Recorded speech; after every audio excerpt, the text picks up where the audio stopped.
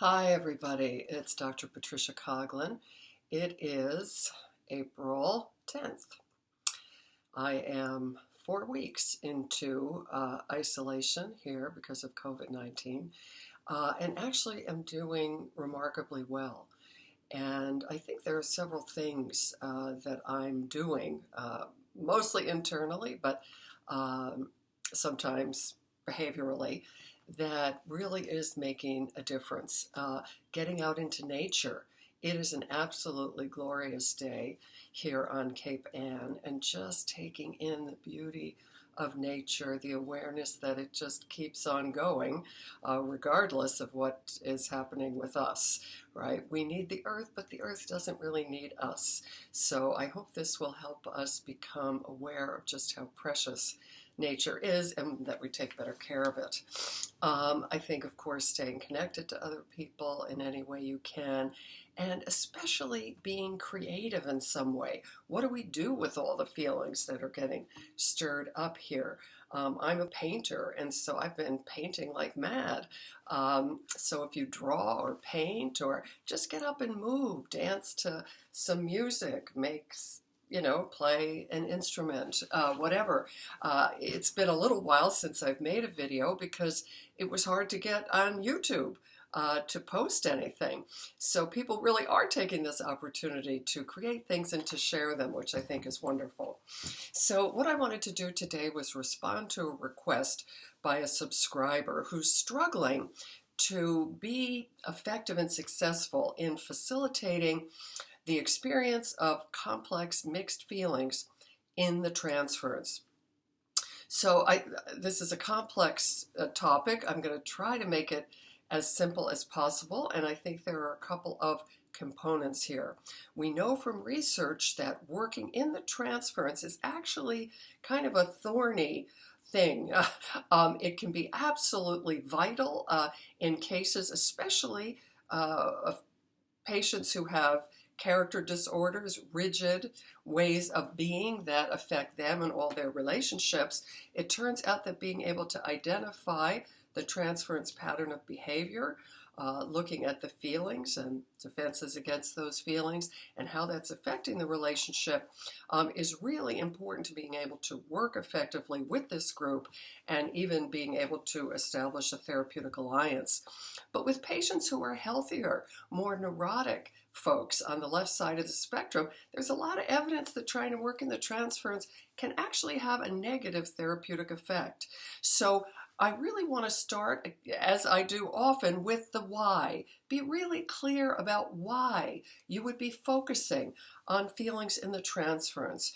Do you actually have evidence that there are feelings present, right? So you really do want to use data, both for yourself and also so you can point it out quite clearly to the patient, that you have evidence that angry feelings, for example, are coming up.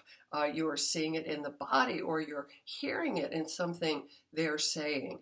I'm thinking about a woman who was anxious and depressed, and we found out in inquiry that these symptoms often followed a conflict with someone close to her. And as I began to ask her about her feelings toward these individuals, you could see a rise in anxiety and defensiveness.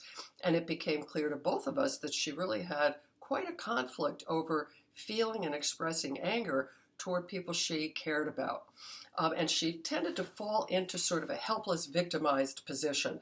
And as I went over this with her and kept pointing out her defenses and how destructive they were, she, grudgingly said, okay, I see it, but I don't like hearing it.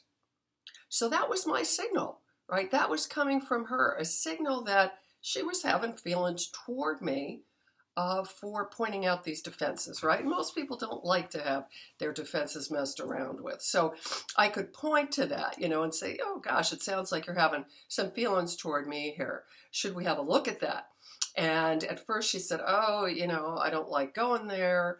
And I said, I know, but isn't that in fact the problem you came in here to address? So in a way, it's a great opportunity. We have it live here between you and me. but you have a choice, right? So this is where this second piece of, she was saying, the person who asked, that she would tend to get into an interpersonal struggle with the patient around this issue of the feelings in the transference. And so it's really important at this phase to make sure that you're focusing on the internal conflict. And so I was able to say to her, look, you have an opportunity to look at it honestly and directly. I said, or we could avoid it. Just have a nice chat and, pretend we just like each other. And she said, oh gosh, we better not do that, because if we do, I'm going to be angry, but I'm not going to say anything. And then I'm going to get all cynical. And then I'll start to think you don't like me because I'm not liking you. And so this was really a fabulous response, because she was articulating her own defenses and the cost of those. And so I said, okay, so you're saying you don't want to do it that old way, and you want to take the opportunity to have an honest look at it. And she said, yeah, but it's not going to be easy. And I said, well, of course not, right? But are we just going to go helpless in the face of it, or we're going to have the courage to put our money where our mouth is? So in that way, I had clear evidence that there were feelings and defenses against those feelings with me, that was tied to her presenting complaint. And then I put the choice in her lap. She could take this opportunity or not, right? So I wasn't going to engage in a battle with her. So I think these important sort of steps to keep in mind are going to be helpful to you. I'm thinking of another example of a man who was highly masochistic and clearly turned his anger toward others back on himself. It would tend to build up, and then occasionally he would burst out swearing or something, and then feel horribly guilty and begin suppressing all over again. And so we could see this pattern, and we were working on it. And then he said to me, sort of out of the blue, he said, I think you're right, Doc. And, I don't have any mixed feelings about this or towards you. Honest, I don't. And so I can certainly see that's evidence that he does have those mixed feelings, right? So I see it, but he really doesn't. He's not in any way consciously aware of having any negative feelings. And in fact, he said, if anything, I think this is really great. He said, I have gotten more from you in 17 minutes than I got from my last therapist in 7 years. So if I was going to press for this and insist that he actually, have become aware of these negative feelings toward me at that point, 17 minutes in, I would in fact get into a conflict with him. And then I could also actually repeat what really was a pathological way of relating, which would be me sort of getting in the driver's seat and pressing my agenda, kind of forcing him into a position of compliance or defiance, or I could, take him at his word at that point.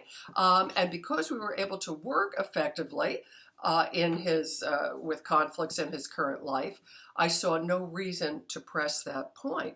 But I did continue to work on his conflict about mixed feelings toward other people in that first session.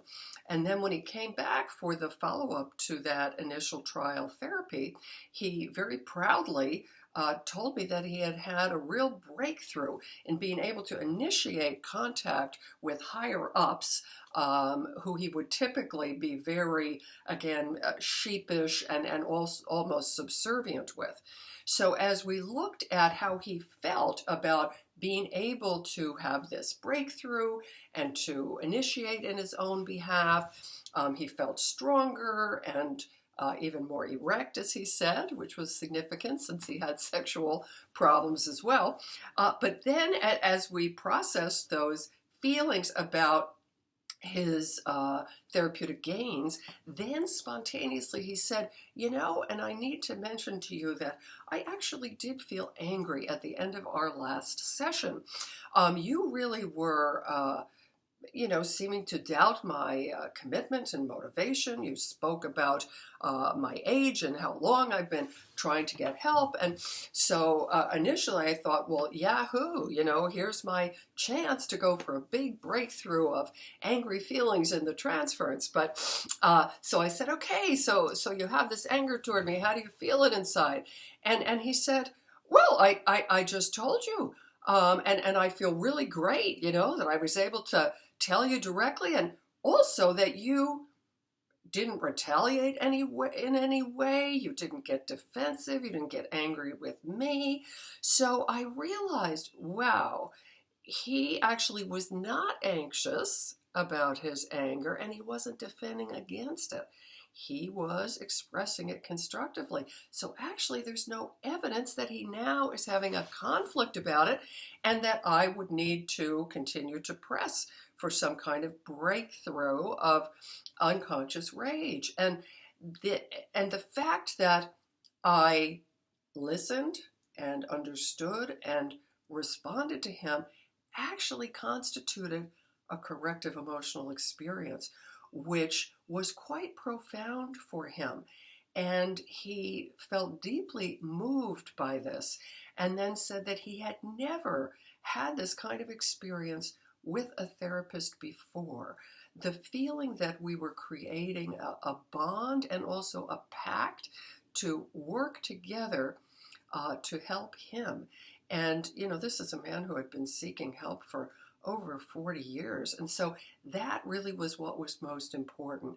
And so that brings us back to the beginning of always keeping the why right front and center. Why do we do what we do, right? We're doing it to facilitate health and healing, and that was happening. So there would be no reason for me to go back and to start to pressure him to have some portrait of aggressive impulses in that case. So I hope that these points about how and when and why to work in the transference, and also how to make sure that you are identifying that there is a conflict about these feelings, identifying that conflict, and then putting the choice in the patient's lap instead of you deciding and then getting into a struggle with the patient. I hope that all makes sense to you and will help to clarify this, again, rather difficult process that I'm sure many of us have struggled with. So thanks for the question. I invite again and really appreciate your feedback. So let's keep talking and connecting and sharing our experience together. Thanks. Bye-bye.